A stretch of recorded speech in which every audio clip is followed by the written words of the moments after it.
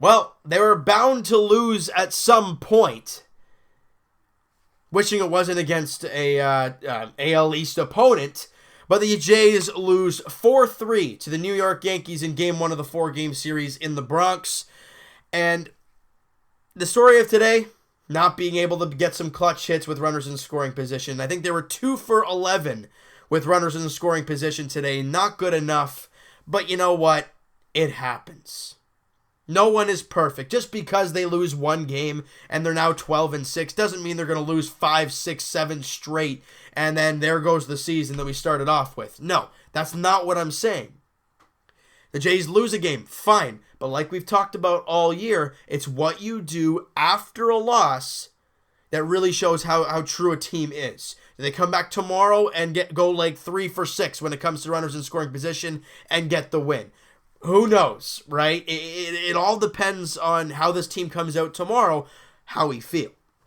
But no one's going to be perfect. No one's going to come back after a loss every single day and get a victory. But it'd be nice. Let's break this puppy down a little bit, however.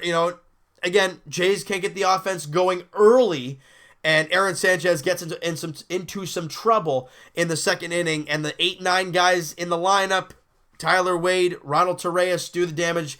Wade with a RBI ground out and scoring 1, and Ronald Torreyes scoring 1 on an RBI single to left field. It's 2-0 Yankees, but you know what? As Jays fans, we know what this team can do once put in the hole.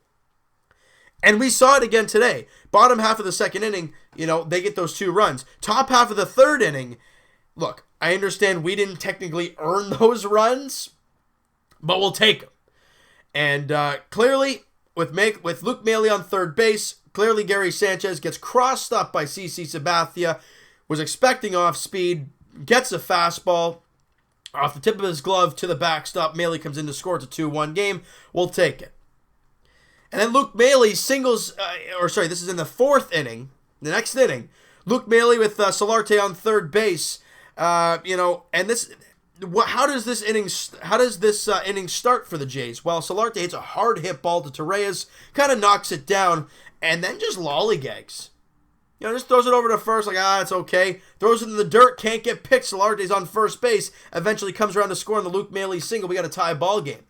That's why you don't take a play off there, Torreyes. You do every play at full, well, not at full speed, but to the extent of, I want to make this play. Not like, I got this, no problem.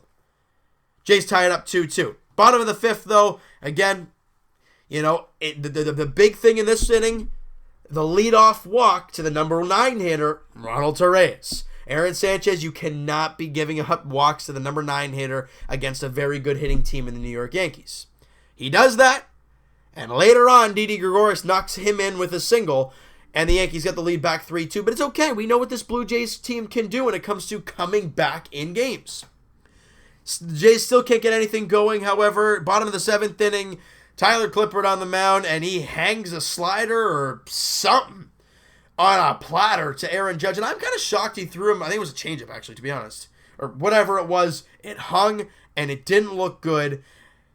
And I'm kind of shocked he threw it because Aaron Judge was clearly having trouble with his fastball picking it up. So why are you throwing him off speed to quicken up his bat? Didn't make sense there. He does so, and Judge hits a mile high, but he's so strong and so huge, hits it out of the ballpark, and it is a 4-2 Yankee lead. But we know what this Jays team can do. They do not quit.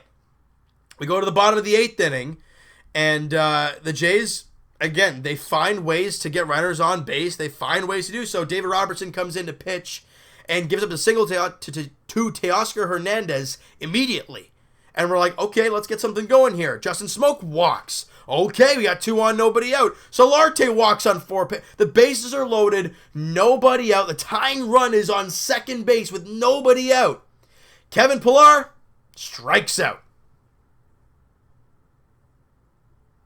We talked about it earlier in the video. Right out of the gate, we said 2 for 11 with runners in scoring position. The Luke Maile single earlier in the game. Let's keep going here. Curtis Granderson comes in to pinch hit for Ledmus Diaz. And this was a risky move for Gibbons, but it paid off. Why did he make the move? Well, okay. He was originally going to take out Randall Grichuk, but they were warming up Aroldis Chapman, and he's like, okay, I do not want to lefty on lefty with Aroldis Chapman. No matter what No matter how good Granderson is, you do not want that situation. So he takes out Diaz and puts in Granderson. Granderson, it's a bloop single, and it drops in. Teoscar Hernandez comes home to score, but Justin Smoak had to hold up, and he only gets to third base. Bases are still loaded with only one out, though. Grichuk comes up, swings at 2 in the dirt, strikes out. Now there's 2 down, and Luke Bailey flies out to left field. Oh, my God.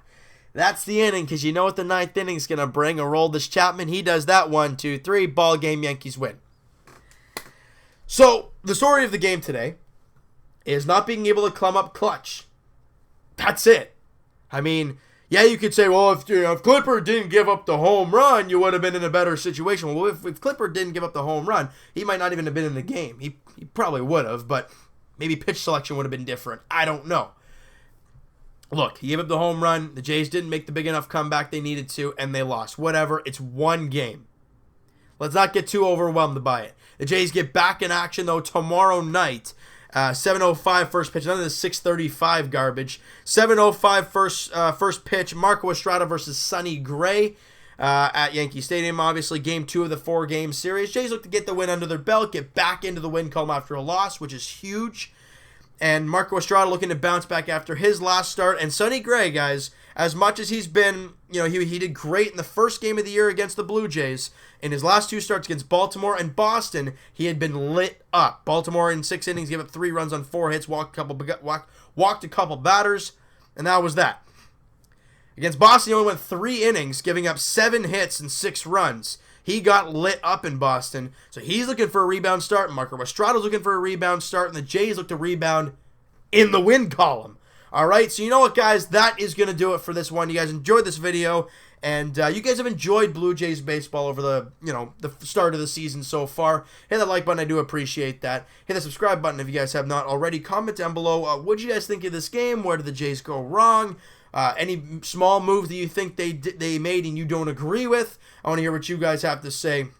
And we'll talk to you guys hopefully next Tuesday, or I guess this coming Tuesday, podcast edition. Link is in the description for the podcast channel. That'll be uploaded if we do it on Tuesday later on, like 7 o'clock, 8 o'clock, something like that. We'll be hopefully getting that to you guys on Tuesday night. Link is in the description for the podcast channel and the podcast itself on iTunes. And we'll talk to you guys Leafs edition Saturday night. Not exactly sure what time Saturday night. I'm hoping right after the game, but again, I'm not too sure about that. So it will be uploaded to you guys that night. Don't you worry. But again, we'll talk to you guys Leafs edition. Game 5 back in Boston. The Leafs look to hang on to their playoff hopes for their dear life as they look to force a Game 6 heading back to the Air Canada Center. But, I mean, it's not going to be easy at TD Garden. We'll talk to you guys then. We'll talk to you guys Raptors edition tomorrow night as they look for the 3-0 series lead over the Washington Wizards. 8 o'clock tip-off there in D.C. And the Raptors look to get on a nice little roll there, kind of go into that game, come out flying, because you know Washington's going to come out flying, weather their storm or stay with them for the most of the first quarter, first half, and then make that punch late in the game as we're used to doing, all right? And we'll talk to you guys Jays edition tomorrow night as well. 7:05 first pitch at Yankee Stadium. Sonny Gray, Marco Estrada, game 2 of the 4-game set. Jays look to get back in the win column. We'll talk to you guys then.